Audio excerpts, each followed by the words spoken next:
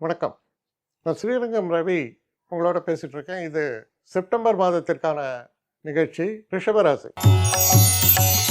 ரிஷபராசி நேயர்களை பொறுத்த வரைக்கும் இந்த மாதம் எப்படி இருக்குன்னு பார்த்தீங்கன்னா, 2 பகுதிகளாக பிரிக்கலாம்.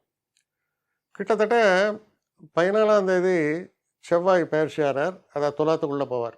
அதற்கு அடுத்த நாள் 15ஆம் தேதி சுக்கிரன், அவர் 5ஆம் வீட்டுக்குள்ளே போகிறார். அப்புறம் 16ஆம் தேதி புதன், அவர் கன்னியா ராசிக்குள்ளே போகிறாரு. 17ஆம் தேதி மாத பிறப்பு. அப்போ ஒரு கிரகம் வரிசையாக பெயர்ந்துட்டே வருது. அப்போ இந்த நிலை என்ன? கிட்டத்தட்ட 14ஆம் தேதி தான் இதெல்லாம் தொடங்குறது. அப்போ முதல் 2 வாரம் ஸ்டேட்டஸ்கோ, அதாவது இருக்கிறது இருக்கிறபடி இருக்கும், நல்லபடியாக இருக்கும் அப்படின்னு நம்ம சொல்லலாம். அப்போது இருக்கிறது இருக்கபடி இருக்கும், நல்லபடியாக இருக்கும் அப்படின்னு சொல்லும்போது 4ஆம் இடத்தில் உங்கள் ராசிநாதனான சுக்கிரன் இருந்தால் சௌக்கியங்களுக்கு பஞ்சமில்லை, சந்தோஷங்கள் நிறைவாக இருக்கும், நிம்மதியாக இருப்பீர்கள், ஒரு பெரிய தொல்லைன்னு எதுவுமே இல்லை. நடக்கக்கூடிய விஷயங்கள் எல்லாமே உங்களுக்கு சாதகமாக நன்றாக நடக்கிற வழியில் இருக்குது. நல்ல செய்திகள் வந்து சேரும். குறுகிய கால பிரயாணங்கள்லாம் நீங்கள் எடுத்துக்கிறதுக்கான வாய்ப்புகள்லாம் உண்டு. அப்போது செகண்ட் ஹாஃபில் எப்படி இருக்குது சுச்சுவேஷன் அப்படின்னா, இப்போ தான் நிறைய மாற்றங்களை நீங்கள் பார்க்க போகிறீங்க. ஏன்னா 3ஆம் இடத்திலிருந்து சுக்கிரன் 4ஆம் வீட்டுக்கு வருகிறார். அப்போ 3லிருந்து சுக்கிரன் 4ஆம் வீட்டுக்கு வரும்போது என்ன பண்ணுவோம்? புதுசாக வண்டி வாங்குவோம், வீட்டை அழகுபடுத்துகிறீங்க, நல்ல ட்ரெஸ்ஸஸ் வாங்குறீங்க, ஒரு உற்சாகம் மனசில் ஏற்படுறது. இதெல்லாம் சுக்கிரனுடைய பாதிப்பு. பாதிப்புன்னு சொல்கிறது வந்து ஒரு வார்த்தை. அதாவது பாதிப்புன்னா அதுக்கான அது கெடுதல்னு அர்த்தம் இல்லை. அதனால் வரக்கூடிய மாற்றங்கள்னு எடுத்துங்க. அதுக்கு அடுத்தபடி புதனானவர் கன்னியா ராசிக்குள்ளே என்ட்ரு பண்ணி உச்சமடைகிறார். அப்போ 2 குடைவனும் 5 குடைவனான புதன் உச்சமடையும் போது புகழ், பெருமை, சகலத்தையும் பற்றியும் பேசுறது.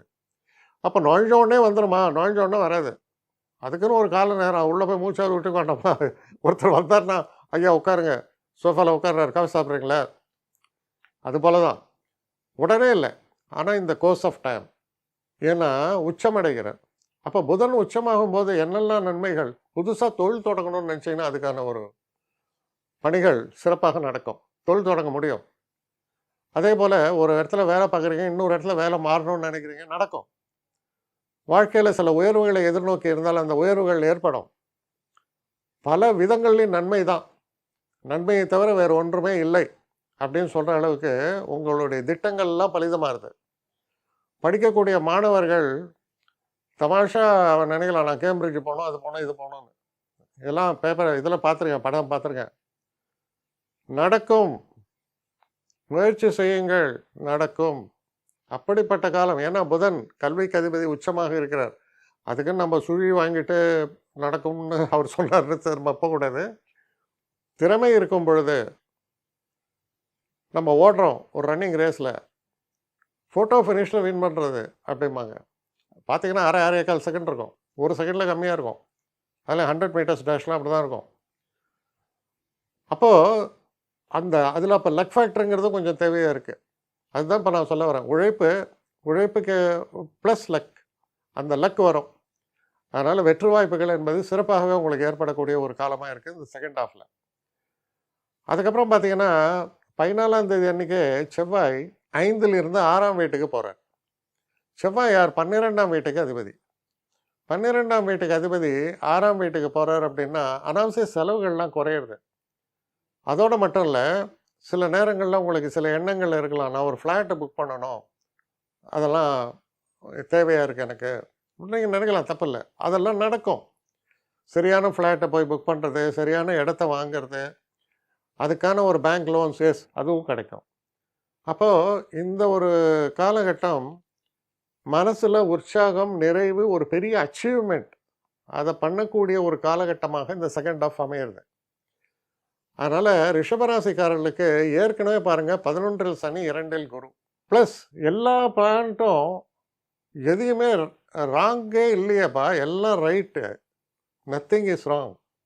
அப்போ நன்மை தானே. அதுதான் உங்களுக்கு அதிர்ஷ்டக்காரர். நிலைமை மாறக்கூடிய காலம். ஒருவேளை தசாபுக்திகள்லாம் ரொம்ப மோசமாக இருந்தால் நம்மளை அதாவது எப்படி சொல்லலாம், ஒரு பள்ளத்தில் ஓன்ட்டேன், மேலே ஏறணும்னு பார்த்தா வழிக்கினே இருக்கம்மா, அந்த மாதிரி. அப்போ கூட ஏதோ கிரிப்பு கிடைக்கும். ஏன்னா அவ்வளோ நல்லா இருக்குது. அதனால் பெரும்பாலான ரிஷபராசிக்காரர்கள் ஏன் ஒரு 80% சொல்லலாம் ஓரளவுக்கு தசாபுக்திகள் பேக்கப்பாக இருக்கும். இது அப்சல்யூட்லி ஃபைன் நடக்கக்கூடிய அந்த கோச்சாரம். அதனால் உறுதியான முன்னேற்றம், அதிர்ஷ்டம், வெற்றி எல்லாமே தரக்கூடிய அற்புதமான மாதமாக இந்த செப்டம்பர் மாதம் உங்களுக்கு அமையவிருக்கிறது. அப்போது நம்ம மனதை சீராக வைத்து கொள்ள வேண்டும். எப்போவுமே நமக்கெல்லாம் மேலே ஒரு சக்தி, அது தெய்வ சக்தி. அதை நம்புவவர்களுக்கு பூர்ணமான வெற்றி உண்டு. என்னை காண்டாக்ட் பண்ணணும்னு நிறைய பேர் நினைக்கிறீங்க. தயவு செஞ்சு என்னை காண்டாக்ட் பண்ணுறதுக்கு ஒரு மெயில் அனுப்புங்க. srirangamravi1@gmail.com. இது ஸ்க்ரீனில் பார்க்கலாம், இது அப்பியர் ஆகும். இந்த மெயிலுக்கு எனக்கு அனுப்புங்க.